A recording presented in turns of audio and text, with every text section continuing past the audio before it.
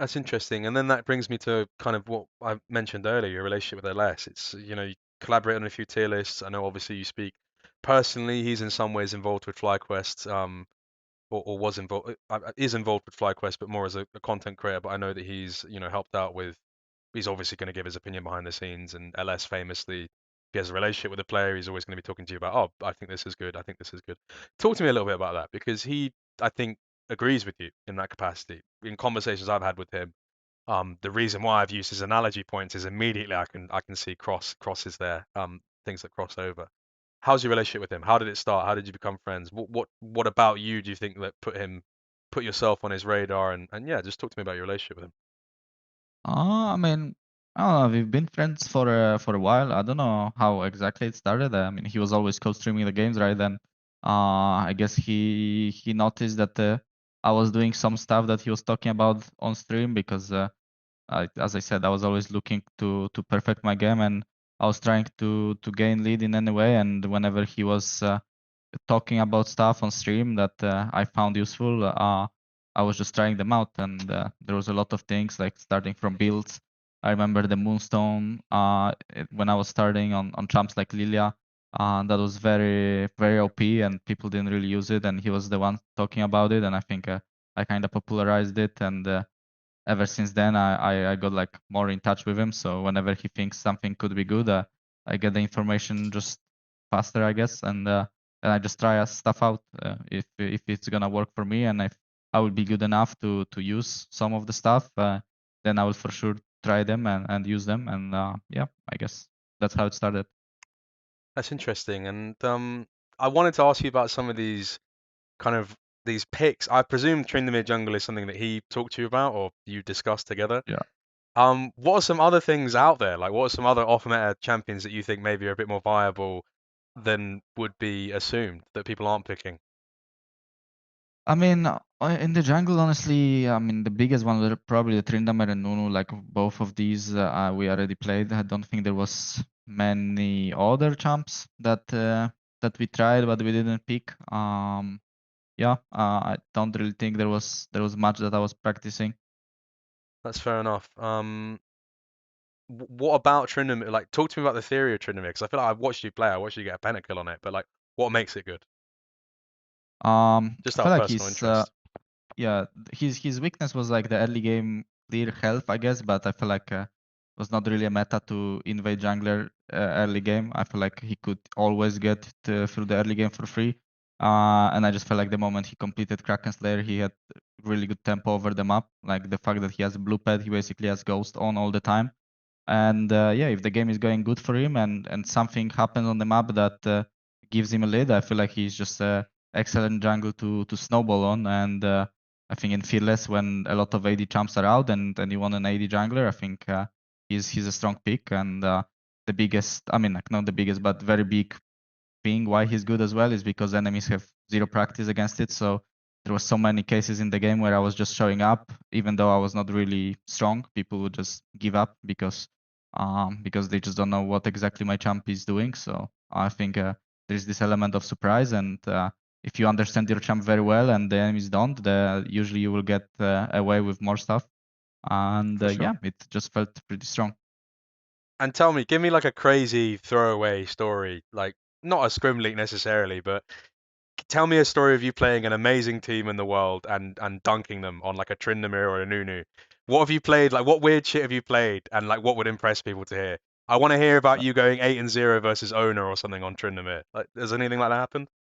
I mean, the most funny way would be last year at Worlds 2024, before Mm. quarterfinals.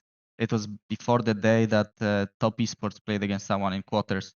We were screaming against them, and I was picking Nunu and just doing like random level 2 invades into ganking Jackal off cooldown. And they just lost 0-5 to us into go on stage next day and lost 0-3 really fast. So like the day before that, we kind of knew they were gonna lose because they were just losing screams to spam ganking Nunu. So like it was just so funny. It's, that is. Do you not feel bad about that, like at all? Like, No, I mean it was kind of funny. Jesus Christ, man, that is so fucking evil. Oh my God, that's so fucking evil. Oh wow. Cool. In any case, it's good to hear about some of these picks, and I hope that we can see more of them. When you talk to LS, are you also talking about champions you think might be good in other roles as well, or is it just specifically jungle? Yeah, I mean, we talk about the other champs, but we also have to keep in mind that not all the players want to play them. Like, for example, Quad didn't really want to try like Ivor Me that he was talking about, and I see why. Like, he probably never played it, and it would take him a long time to pick up a champ, to learn That's and the play problem that well LS had in on a small C9. game. I think that's the problem that LS had on C9 the first time. I remember that being a big thing. All the Koreans he brought in. It was quite funny, wasn't it? Because he brought in all these Koreans, being like, these are the best. And then they all just went, what the fuck is this white guy doing? And he wants me to play fucking Ivan mid, all of this bullshit. Gwen, fucking yeah, I'm not doing that. I mean, they were scary though. Like when Cloud9 LS was a thing Yeah, for like 3 weeks, I remember. We actually did lose to Soraka mid with Jojo. Like Fudge was playing Soraka mid with Blabber playing Olaf, and we did lose. Like it felt pretty unwinnable game, and yeah, but it was very short duration of LS staying at that yeah. Cloud9 team. But yeah, I think it just comes down to players. At least on our team, that we needed a lot of practice. I think both Masu and Quad were the players that actually needed a lot of games on their champs to feel comfortable. And I think me and Wipo were like, if we felt like something was strong, we could not really have much practice and we would still just play it because we felt like it would give us the highest chance of winning. And for Masu and Quad was more like they really wanted to feel mechanically strong on the champ before they pick it. And in order to do that, obviously you need a lot of game on it, a lot of games on the champ. So they didn't really try to look for too many niche picks, I guess. Busio seems like he's right there with you though in terms of creativity, no? Yeah, but Busio is also a guy that really likes to have his reps in. Like he's a guy that likes creativity too, but he's like, please tell me earlier if you guys want to consider playing something, because I will need to play a lot of solo queue with it. Like he's this type of guy that needs to play a Okay. lot of games, and he's like very clear about it. So just to kind of give it kind of a more pejorative kind of overview, how do you rate LS as a kind of an analytical mind in League of Legends?